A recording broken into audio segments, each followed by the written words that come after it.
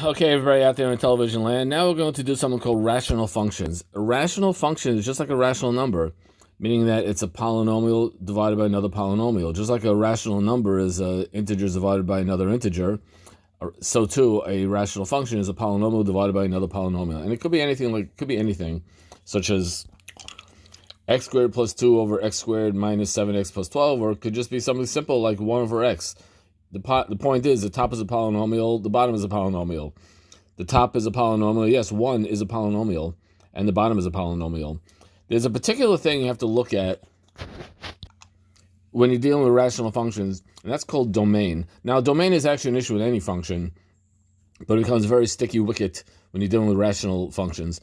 A domain is any x value that can go into the function. Now, most polynomials, the domain is infinite, because any number can get stuck into a polynomial. But with a rational function, sometimes you have issues, and specifically it has to do with the denominator. See, if the denominator equals 0, then the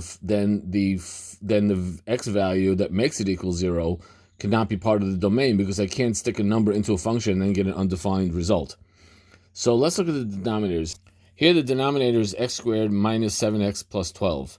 Now, if any x value makes this equal to 0, then we got a problem. Well, let's factor this if possible. So we see that if x would equal 3, or if x would equal 4, then x squared minus 7x plus 12 would equal 0, which means this fraction would have a 0 bottom, which is undefined. So it's ironical, because normally if we have a quadratic and we factor it like this, with our x 3 and 4, these are our prizes. These are the good values. But here, in this situation, these are the bad values, because I don't want the bottom to equal 0.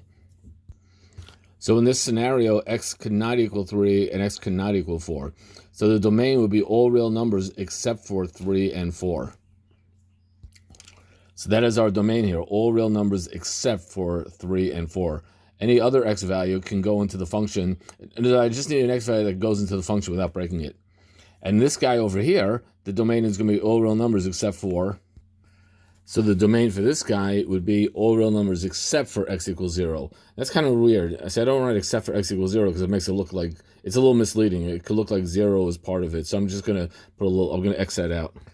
So I'm saying all real numbers except x cannot equal 0. That's really a better way to say it.